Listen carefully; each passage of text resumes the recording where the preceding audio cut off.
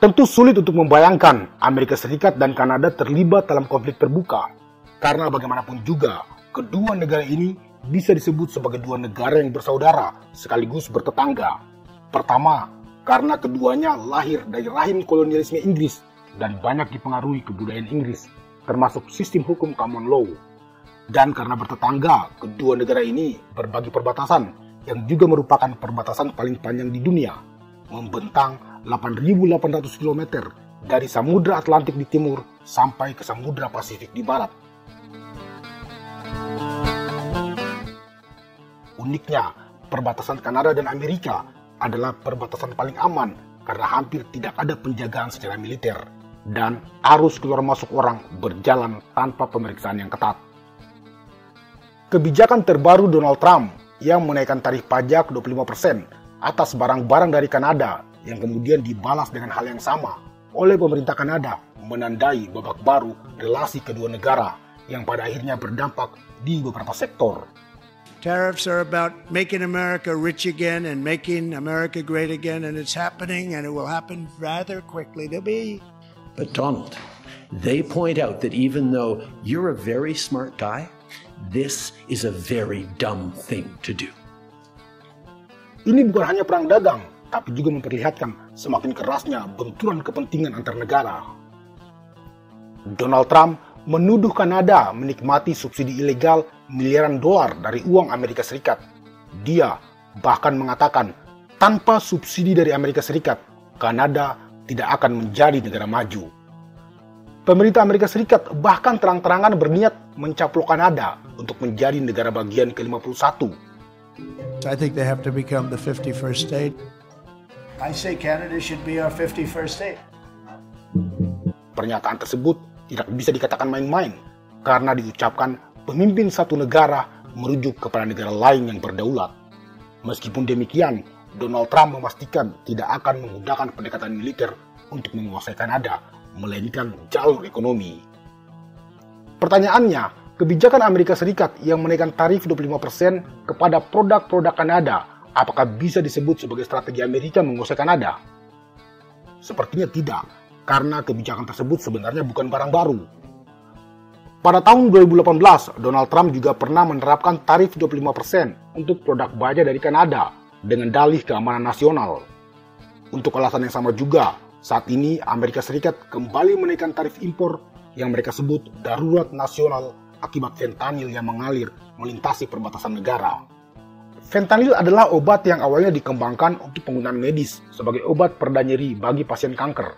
Namun karena efeknya 50 kali lebih kuat dari heroin, fentanyl sering disalahgunakan dan menjadi salah satu penyebab utama kecanduan dan kematian di Amerika. Amerika Serikat meminta pertanggungjawaban Kanada, China, dan Meksiko atas penyebaran fentanyl yang membunuh ratusan ribu warga negaranya. Laporan dari Lembaga Pemberantasan Obat-obatan Terlarang atau DEA menuduh China sebagai pemasok utama fentanyl yang diselundupkan ke Kanada dan Meksiko dan masuk ke Amerika. Donald Trump menuduh Kanada gagal melakukan tindakan yang cukup untuk membendung aliran obat bius dan bahan kimia terkait fentanyl masuk ke Amerika Serikat. Dia bahkan menyebut Perdana Menteri Kanada hanyalah seorang gubernur, merujuk pada keinginannya menjadikan Kanada sebagai bagian dari Amerika Serikat. Donald Trump juga mengancam, jika Kanada membalas apa yang Amerika lakukan, maka Kanada akan menerima konsekuensinya. Pemerintah Amerika terus mendesak Kanada menyelesaikan masalah di perbatasan, padahal faktanya jumlah fentanyl yang disita di perbatasan Kanada-Amerika Serikat bukanlah angka yang besar. Surat kabar Prancis Le Monde melaporkan bahwa hanya sekitar 19 kg yang disita di perbatasan Kanada, sangat jauh bila dibandingkan dengan temuan 9.600 kg di perbatasan Meksiko-Amerika. Selain itu, Kongres Amerika Serikat juga mengungkap bahwa Kanada bukanlah sumber utama peredaran fentanyl. Tapi kenapa saat ini Amerika Serikat begitu keras terhadap Kanada, sekutu dan saudara dekatnya, dari isu obat bius, perbatasan, sampai akhirnya perang dagang? Apa yang sebenarnya terjadi? Mari kita urai ini dengan pendekatan yang lebih komprehensif.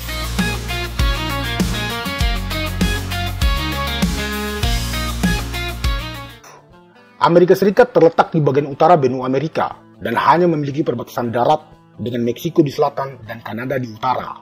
Perlakuan pemerintah Amerika di perbatasan kedua negara ini sangat kontras, mencerminkan dua realitas yang sangat berbeda. Di utara, perbatasan Amerika-Kanada adalah perbatasan yang diklaim sangat aman. Tidak ada tembok tinggi atau kehadiran militer yang mencolok. Pemeriksaan imigrasi tetap ada, tapi jauh lebih longgar. Pergerakan orang dan barang relatif lebih mudah. Sementara perbatasan Amerika Serikat-Meksiko adalah salah satu wilayah paling termiliterisasi di dunia. Tembok perbatasan yang membentang ribuan kilometer, pengawasan drone, patroli bersenjata, dan kebijakan imigrasi yang ketat menggambarkan betapa seriusnya Amerika Serikat dalam mengendalikan arus masuk dari selatan. Imigran dari Meksiko dan negara-negara Amerika Tengah sering sekali menghadapi kebijakan deportasi yang keras. Konteksnya begini, perbedaan ini berakar dari persepsi Amerika Serikat terhadap ancaman dari masing-masing perbatasan. Kanada dianggap sebagai mitra strategis dan sekutu dekat. Meskipun ada persaingan ekonomi, Amerika Serikat memandang Kanada sebagai mitra dagang yang setara, sementara Meksiko lebih sering diposisikan subordinat. Meksiko seringkali dipandang dalam konteks imigran, perdagangan narkotika, dan ancaman terhadap ketertiban domestik di Amerika. Ini menjawab mengapa kebijakan perbatasan Amerika Serikat berbeda. Di utara jauh lebih lunak, sedangkan di selatan sangat-sangat represif. Belakangan, perbatasan Kanada yang diklaim paling aman ini justru digunakan oleh imigran-imigran ilegal untuk masuk ke Amerika melalui Kanada. Para imigran dari Afrika, India, China, dan Timur Tengah menggunakan kemudahan visa yang diterapkan oleh pemerintah Kanada.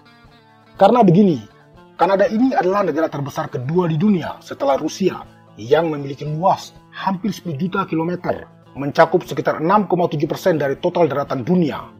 Ironisnya, penduduknya hanya sekitar 41 juta jiwa.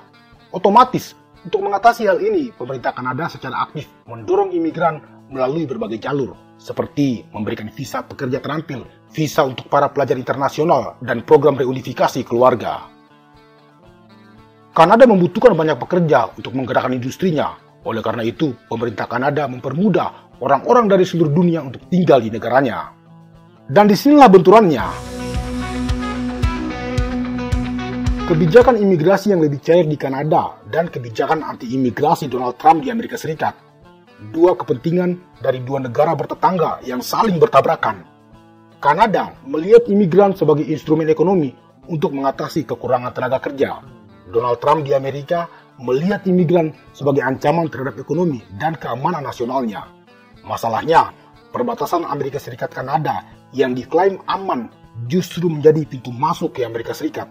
Artinya, karena berbagi perbatasan darat, otomatis kebijakan imigrasi di Kanada berdampak pada situasi di Amerika. Dari situlah muncul ancaman untuk menaikkan tarif impor. Donald Trump bahkan menuduh pemerintah Kanada mengizinkan bahkan memfasilitasi masuknya imigran ke Amerika Serikat. Trump mengancam jika Kanada tidak berusaha menjaga perbatasannya, maka Amerika Serikat akan menaikkan tarif yang melumpuhkan barang-barang ekspor Kanada. Dan sepertinya itulah yang terjadi sekarang. Ironisnya, dari seluruh total ekspor Kanada, 75%-nya masuk ke Amerika. Artinya, posisi Kanada jauh lebih lemah. Pada akhirnya, kebijakan tarif 25% yang diberlakukan Amerika Serikat terhadap Kanada bukanlah sekedar persoalan dagang biasa. Ini mencerminkan dinamika geopolitik yang lebih luas.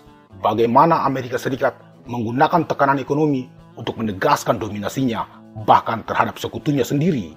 Tuduhan bahwa Kanada menikmati subsidi ilegal hanyalah satu dari banyak narasi yang dibangun untuk memperkuat justifikasi kebijakan proteksionisme Amerika. Namun jika kita tarik lebih jauh, ada ironi dalam pernyataan Trump bahwa Kanada tidak akan menjadi negara maju tanpa bantuan Amerika Serikat. Ancaman terselubung untuk menjadikan Kanada sebagai negara bagian ke-51 ini bukan sekedar retorika politik biasa, tapi juga mencerminkan perubahan cara pandang Amerika terhadap Kanada yang dulunya dianggap sejajar, kini dianggap sebagai negara yang berada dalam bayang-bayang ekonomi Amerika Serikat.